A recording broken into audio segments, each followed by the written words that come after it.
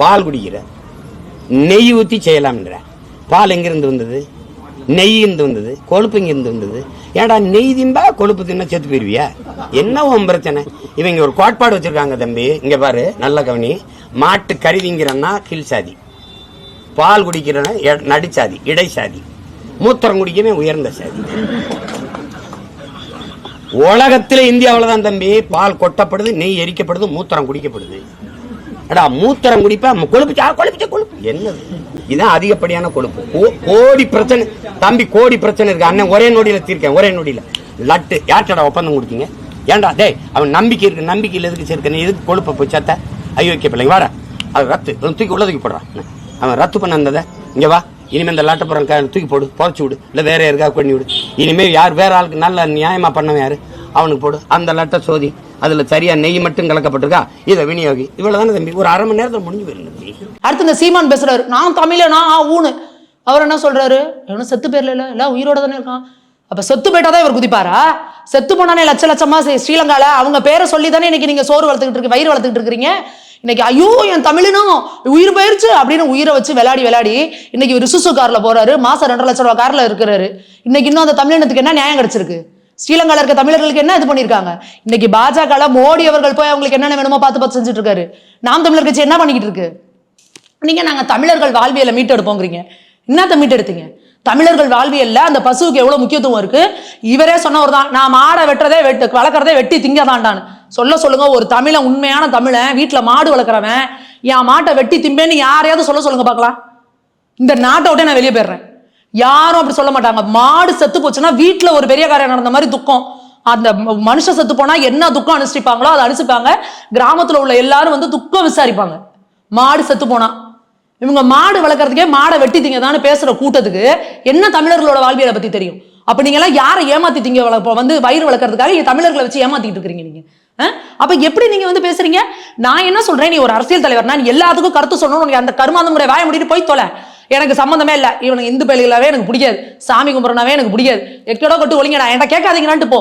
அப்ப என்ன சம்பந்தமே இல்லாம வந்துட்டு அவனு செத்து பேர்ல இல்லைன்னா அப்ப செத்து போறவங்க மட்டும் தான் நீ குரல் இருப்பியா? நீ எங்களுக்கு எவ்வளவு மனசு வேதனையா இருக்கு. நாங்க சாப்பிட்ட லட்டுல இன்னைக்கு ஒரு மாட்டு கொழுப்பை கலந்துருக்கானுங்க அப்படின்றப்ப எங்களுக்கு எவ்வளவு வேதனை இருக்கு. நாங்க நான்வெஜ் சாப்பிட்றவங்க, நாங்க நான்வெஜ் சாப்பிட்றோம். ஆனா இந்த புரட்டாசி மாசம் முழுக்க நாங்க நான்வெஜ் சாப்பிட மாட்டோம். எந்த சனிக்கிழமையும் நாங்க நான்வெஜ் சாப்பிட மாட்டோம். அப்படி இருக்கிறவங்க இன்னைக்கு நாங்க பெருமாள் கோயிலுக்கு போகணும்னா நாங்க அதுக்கு முன்னாடி ஒரு வாரம் விரதம் இருந்து நாங்க திருப்பதி பெருமாள் கோயிலுக்கு போயிட்டு வருவோம். அப்படி இருக்கப்ப அந்த கோவில் பிரசாதத்துல எங்களுக்கு இருக்குங்கிறப்ப எங்களுக்கு எவ்வளவு வேதனையா இருக்கு.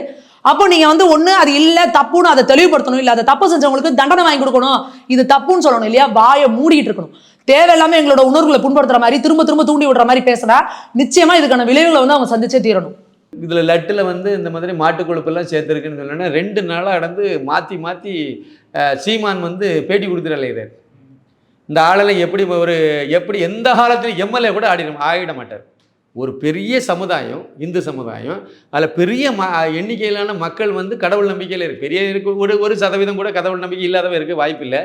இப்படிப்பட்ட ஒரு சூழ்நிலை அந்த நம்பிக்கை சார்ந்த ஒரு விஷயம் வருது. இந்த புண்ணாக்கு மாடம் ஒரு அரசியல் கட்சி தலைவர் என்ன கருத்து சார் சொல்லணும்? அதுக்கு கண்டிக்கிறேன்னு சொல்லிட்டு நீங்கள் கடந்து போயிடணும் குறைந்தபட்சம். இல்லையா நீங்கள் அதுக்கு அடுத்த லெவலுக்கு நீங்கள் அதை கண்டனம் தெரிவிக்கணும். அழுத்தமாக நீங்கள் பதிவு பண்ணலாம், உங்களுடைய கருத்தை பதிவு பண்ணலாம். என்ன சொல்லிட்டு அலைகிறாரு தெரியுமா? லட்டு தின்னவெல்லாம் செத்து போயிட்டானே கேள்வி கேட்டுட்டாங்க. இது ஒரு அரசியல் தலைவருக்கு லாய்க்கான ஆளா? அந்த ஆளு இவர் வெறி பிடிச்ச ஒரு கிறிஸ்தவன், இன்னமும் கிறிஸ்தவ இதெல்லாம் வாழ்ந்துட்டு இருக்காரு. ஊருக்கு இந்த ப்ரெஸ் மீட் கொடுக்கும்போது மட்டுமே குங்குமம் சந்தனம் வச்சுட்டு தெரியும் தெரியுமா? அந்த கோஷ்டி இது பாருங்க. ப்ரெஸ் மீட் ஸ்டுடியோவில் போய் இன்டர்வியூ கொடுக்கும்போது விபூதி பூசுனா குங்குமம் போட்டு வைக்கிறேன்னா கூட வேற கேட்டகரியில் இருக்கும். இது அது கூட கிடையாது. அது சூர்யா மாதிரி சூர்யா சிவா மாதிரி இந்த விபூதியை பூசிக்கிட்டு ஸ்டுடியோக்குள்ளே வந்தோடனே கொஞ்சம் விபூதியை பூசிட்டு படம் காட்டிட்டு தெரியுமில்ல, அது கூட வேற ஒரு கேட்டகரியில் இருக்கும். ஆனால் சீமான் அப்படி இல்லை. ப்ரெஸ் மீட்டுக்கு வராருன்னா உடனே கொஞ்சம் விபூதி எடுத்து பூசிக்குவார். ப்ரெஸ் மீட்டுக்கு வராருன்னா கொஞ்சம் குங்குமத்தை எடுத்து வச்சுக்குவார். வச்சுக்கிட்டு நிறைய நின்று ஒரு இந்துக்கார மாதிரி ஒரு வேஷம் கட்டுவார். எதுக்கு பண்ணணும்? இது இல்லை ஷூட்டிங் நடத்த போறீங்களா நீங்கள்? இல்லை ப்ரெஸ் பத்திரிகைக்கான தான் கேள்வி கேட்க போகிறேன்.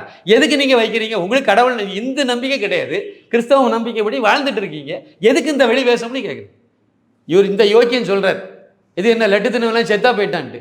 இன்னும் சொல்கிறாரு அது மீனவர்களுடைய பிரச்சனையை விட இது பெரிய பிரச்சனையானு. அதாவது இதை நீங்கள் பேசாதுங்க அப்படிங்கிற இருந்தாலும் ஒரே ஒரு கேள்வி கேட்குறேன். பல இடத்துல நான் கேட்டுட்டேன், இருந்தாலும் இங்கே நம்ம இளைய பார்த்தேன் அதே கேள்வியை நான் கேட்குறேன். இந்த ரம்ஜான் கஞ்சிக்கு அரிசி கொடுத்தாங்கல்ல, தமிழக அரசு கொடுத்துட்டு இருக்குல்ல, 5000 டன்னா 20000 டன் ஏதோ கொடுத்துட்ருக்காங்க, வருஷம் கொடுத்துட்ருக்காங்க. அதில் கடந்த வருஷம் கொடுத்த அரிசியில் வந்து கொஞ்சம் பன்றி கொழுப்பை கலந்து கொடுத்து விட்டாங்க அப்படின்னு சொல்லி இப்போ அது வெளியே உலகத்துக்கு தெரிய வந்திருக்குன்னு வச்சுடுங்க. இந்த லட்டை மறந்துடுங்க. லட்டுக்கு பதிலாக இப்படி வந்துட்டு ரம்ஜான் நோன்பு கொடுத்த கஞ்சியில் வந்து இவனு பன்றி கொழுப்பை வந்து கலந்து கொடுத்து விட்டான் அப்படி சொல்லி செய்து விட்டாங்க அப்படின்னு சொல்லிட்டு ஒரு தகவல் இப்போ வந்திருந்துன்னா சீமானுக்கு இடுப்பில் துணி இருக்குமா? துணி இருக்குமா? இல்லை இந்த தர்மபத்தினி கனிமொழிக்கு வந்து அது டக்கு டக்குனே ஆடி இருக்காது இந்நேரம் அதுதானே? இல்லை திருமாவளவனுக்கு இடுப்பில் தான் துணி இருக்குமா சொல்லுங்கள்? ஒருத்தருக்கு இடுப்புலையும் துணி இருந்திருக்காது. அவ்வளோ ஆட்டம் ஆடி இருப்பாங்களா மாட்டாங்களா?